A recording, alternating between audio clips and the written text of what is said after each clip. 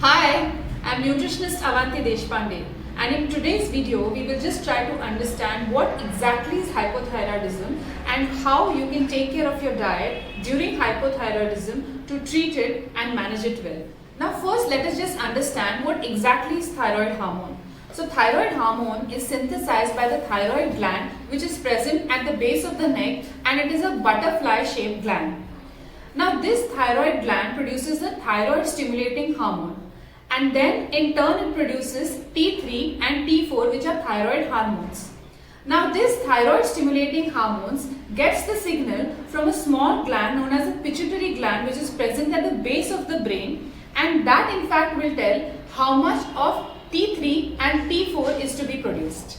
Now there are two types of hypothyroidisms that exist. The first one is the primary hypothyroidism. Now in this what happens is there is enough of TSH that is produced, but further on the thyroid stimulating hormone, that is the TSH, does not signal the T3 and the T4 production to be done. This happens especially in the Hashimoto's syndrome, which is an autoimmune disease.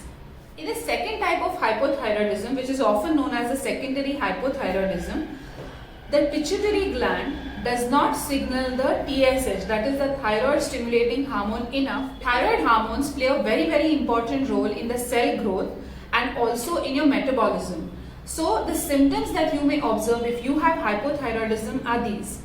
First of all, because the metabolism starts getting slow, you may start observing obesity or finding extremely difficult to lose weight. The second symptom could be that there could be excessive hair fall. The third symptom could be, because the metabolism starts getting slow, there could be a high cholesterol level. There could be tiredness or fatigueness, often puffiness seen in the face. So these are all the symptoms that you could observe. Even depression for that matter could be a fallout of your hypothyroidism. Now is the good news. How are you going to treat the hypothyroidism? Remember one thing, if you're taking an external hormone to support your hypothyroidism condition, you are at par with the rest of the adults. So you need not worry that you are not losing weight by virtue of the hypothyroidism.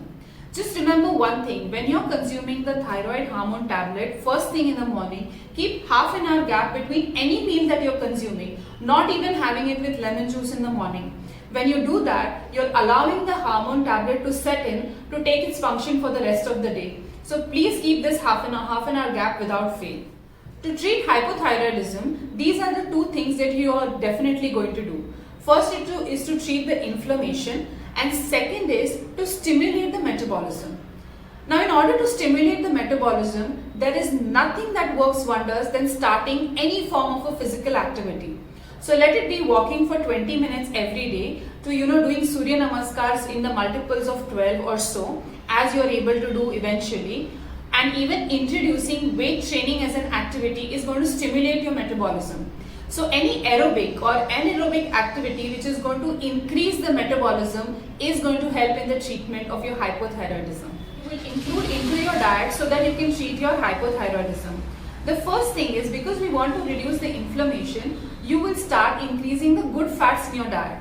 Examples of these are having about 1 to 2 tablespoons of flax seeds every day, about a handful of almonds and walnuts in the diet, fatty fish which is rich in omega-3 fatty acids, or if not, you could even move on to having flaxseed oil, about 1 teaspoon every day.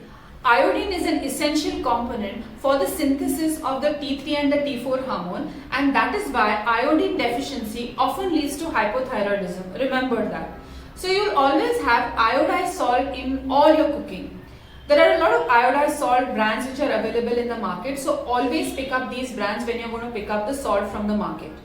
Secondly, certain natural foods which are rich in iodine are spring onions, then vegan seaweeds are there, or even for that matter the legumes or the pulses like the moong, matki, masoor that you're consuming in the diet are also rich. Foods that are rich in selenium like eggs and sprouts, and foods that are rich in zinc like the shiitake mushroom, the normal mushrooms, even legumes for that matter, or even pumpkin seeds are extremely good to be consumed in your condition of hypothyroidism.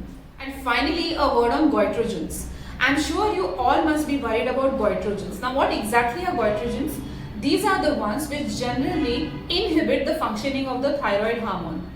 So these goitrogens are specially found in the hilly area. The foods that are considered goitrogenic are cabbage, cauliflower, soya bean for that matter. Now, a lot of my clients ask me whether we should be removing this completely out of the diet. So my answer is no. Please cook it well and consume it. Do not consume it raw in any form. And especially if you are in the hilly area, you have a trouble of goitrogens, but not at the sea level areas. So you should not be worried about that at all. I hope this video has helped you to understand how exactly you can tackle hypothyroidism. Do put in the comment section below of what more you want to know about hypothyroidism. Would be happy to help. All the best.